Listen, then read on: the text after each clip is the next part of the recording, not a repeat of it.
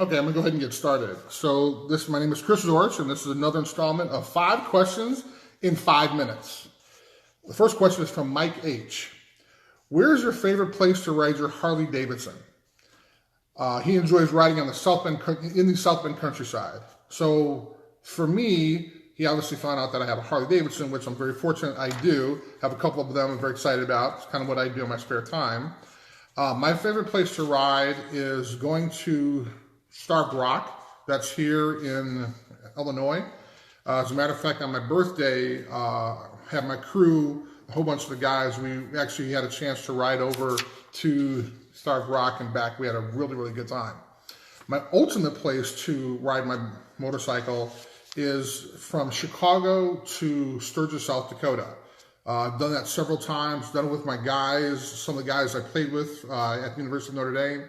We had a great time. It's an amazing, amazing experience, and I look forward to doing it again.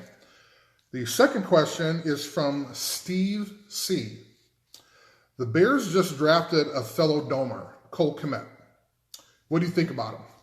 I think he's a great player. Obviously, I'm a little partial because he's from Notre Dame. I think he's he's going to be a great addition to the Bears. The Bears are looking for a good tight end. And I actually think I was looking, and they just, I think his number is going to be 85. I think they just assigned the numbers. But the coolest thing is that I actually played with his dad, Frank Kmet. And we actually spent some time with the Bears together. So the fact that his kid actually got drafted by the Bears is, I know he's just going crazy because that's a really, really cool situation. The next question is from Brock S. Other than my mom, who had the biggest influence on you and the person you are today? Obviously my mom, but other than that, I have to say Lou Holtz. And the reason why is because he kind of caught me at a very pivotal time in my life. I was 18 years old, away from home, going to college. And I don't think I really appreciated him until I graduated from school. And I'd go back and talk to him every now and then. And he just really kind of allowed me to become the man that I am. More so kind of listening to how he was able to kind of motivate people. And it's kind of interesting because the next question kind of talks about that a little bit. So I'll just kind of go into that. This is from Rob R. What was one of Coach Holtz's most memorable motivational moments? First part. Second part is, have you ever used any of his motivational quotes or directions in life? So I kind of thought that was kind of a cool two-part question. The first one, any memorable speeches? Pardon me. The most memorable speech I remember is one that I really don't remember. And the reason why is because it was the pregame speech for the Miami game. I don't remember all of it, but it was we were all getting fired up. But the last part I do remember, and just to kind of give you a little backstory, we had actually had a fight with the Miami players, went back to the locker room, and everybody was all jacked up, we're all fired up and everything, and people were hitting lockers and stuff, so we just really wanted to get out there. And I think Coach Holtz knew that. So his pregame speech, I'm sure he had this great long one he was going to talk about, but he kind of shortened it, and he ended it by, "You saved Jimmy Johnson's ass for me." We ran out there. I think if there was a brick wall, we would have been able to go through it. So that was my most memorable speech. And it's kind of interesting because he always talks about winning. And he has this acronym for winning, and it's what's important now, WIN. And really, when you break that down, what's important now? And so it's interesting because our first day each year, he would ask us what's important now. And of course, we'd think, okay, well, we have to win a national championship.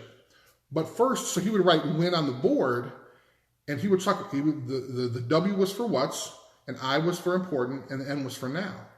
And it wasn't about winning a national championship at the end of the year. It was about having good practice. It was it's about practicing good fundamentals.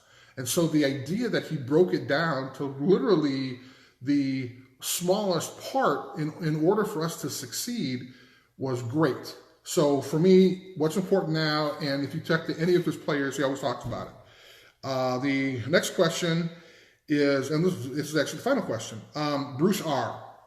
in the 1988 National Championship game versus West Virginia, at the end of the game, there were 3 or 4 penalties, and it looked like one was on you. The reason why this came up was because actually last Friday, NBC Sports Network replayed the 1988 National Championship game against West Virginia. And so I kind of did like a live tweeting thing with it. It was great. And toward the end of the game, there were some penalties. And then there was one that was on me. And I was kind of pissed because their offensive linemen, they were pushing me. So I pushed back. And of course, I'm the one who gets blamed, right? So yes, there were several penalties at the end. However, we knew that the game was won, but I was still kind of upset. So if you had a chance to kind of see that game, the camera pans on me, and I'm just going off. And I'm yelling. It looks like I'm yelling at Coach Holtz, but I'm definitely not yelling at Coach Holtz. I'm just pissed.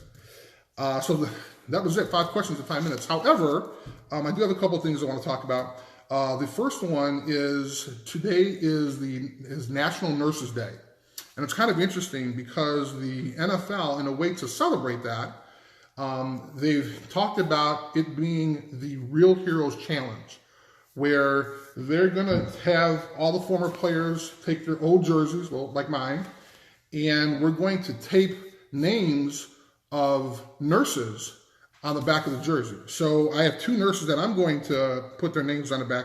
One is Roberta Chavez, and the other one is Riley Haig. So check out my Facebook page. You'll have a chance to kind of see that. That'll be really cool. And another announcement is that I'm going to be interviewing the 1988 national champion quarterback, Tony Rice. Can you believe that? Yes, I'm actually going to interview him on Friday at 7 p.m. Eastern time.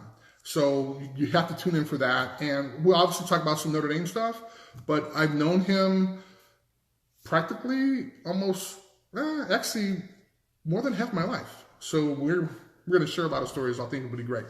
Thank you guys very much for tuning in, and I want you everybody to stay at home and stay safe. Bye-bye.